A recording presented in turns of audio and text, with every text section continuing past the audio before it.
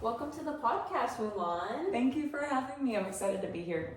Okay, so this is kind of crazy, and I know right now I'm living so many women's childhood dreams of being able to speak to you face to face. Oh, I'm so glad to hear that.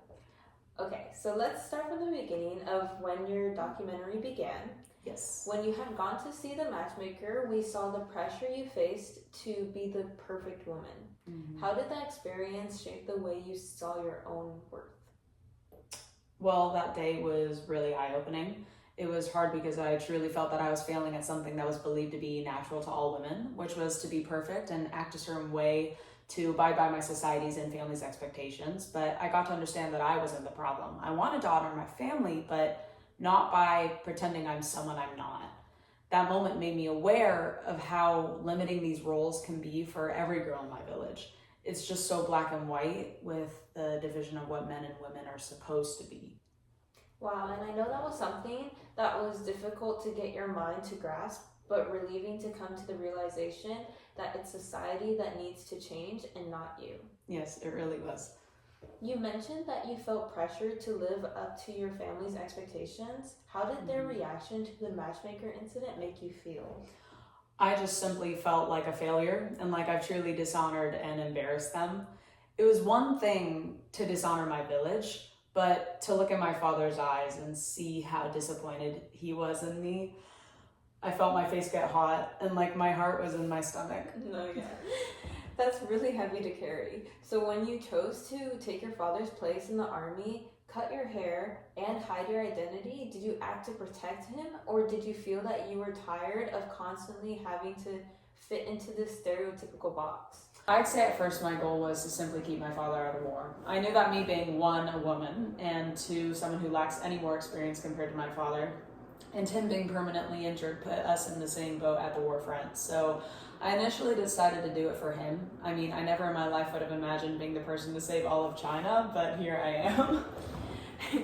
Would you say later in your journey you felt that it was more of defying odds and being able to help save people even though they didn't have faith that you could? Yes, I think I was able to really get out of my own head with people telling me what I could and couldn't do, and ultimately decided that I was going to try no matter what. Having Mushu, my friends, and my now husband by my side in the end helped me see my true worth, and I felt like for the first time in my life I wasn't disappointing anyone and just being myself. I didn't think I would end up being exposed for being a woman and just thought only my family would know because they were the main people I made the sacrifice for and the only people I cared about making proud. That's so amazing to hear. Building off of defying odds in the army, you had to hide your identity and act like a man. How did doing so teach you about how society views men and women's capabilities? It showed me how much people assume strength belonged to men. When I first joined, I didn't automatically gain strength because I looked like a man. I worked hard and trained countless hours to get to where I am now, strength and skill-wise. When no other man could use these heavy gold medals to reach the air at the top of a wooden pillar, I worked day and night to prove myself and make it to the top. Even though they didn't know I was a woman, yet they still saw me as weak. That experience taught me about how many women's talents go unnoticed simply because people hold zero expectations for women to be able to perform at the same level as a man. And it's sad how this has just been normalized for so long.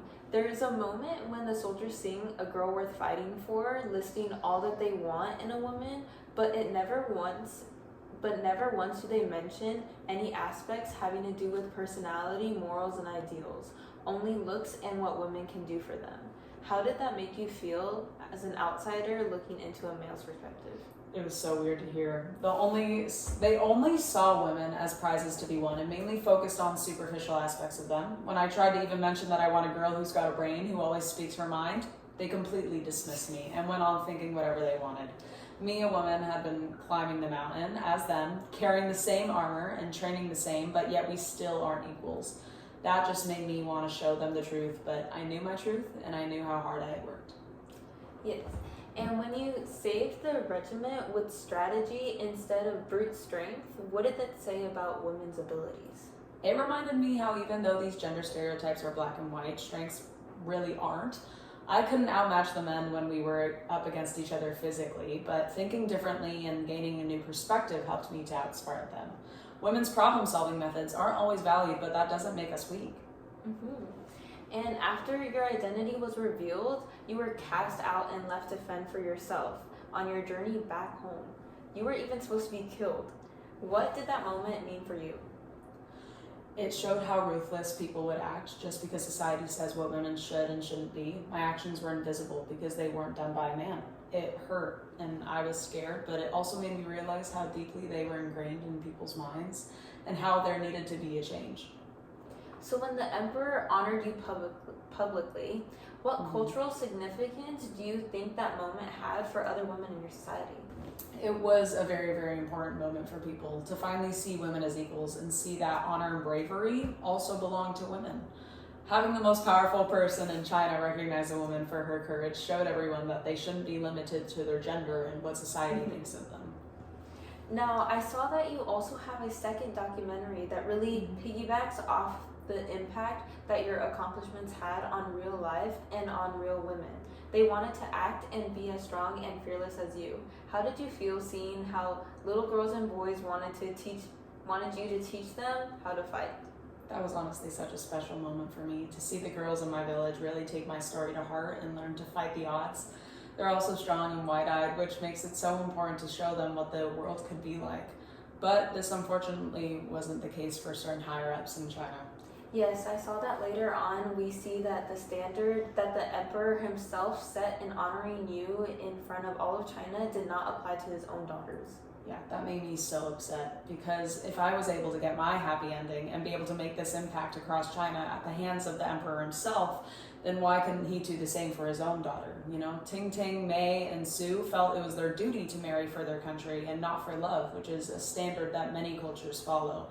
But at the end of the day, having an arranged marriage wasn't even their choice. And I'm so happy that they were able to find love in 3 of my closest friends, and they themselves were even able to make an impact on how the world sees them. It's amazing to see real life people follow in your footsteps and keep instilling change. I love to see it, and I'm so grateful to have had that chance to do so. I would do it all over again in a heartbeat. So we are coming to the end of our interview, but I just have one more question to ask.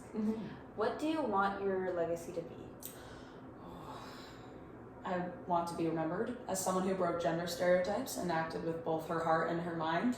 Someone who empowered women and showed all of the girls who are beginning to see the unfairness that life brings that they can do great things and be strong women. Well, there you have it. It has been an absolute honor to interview you, Mulan, and get the chance to hear your side of the story and truly connect with you. Thank you so much for having me and giving me a chance to tell my story on this podcast.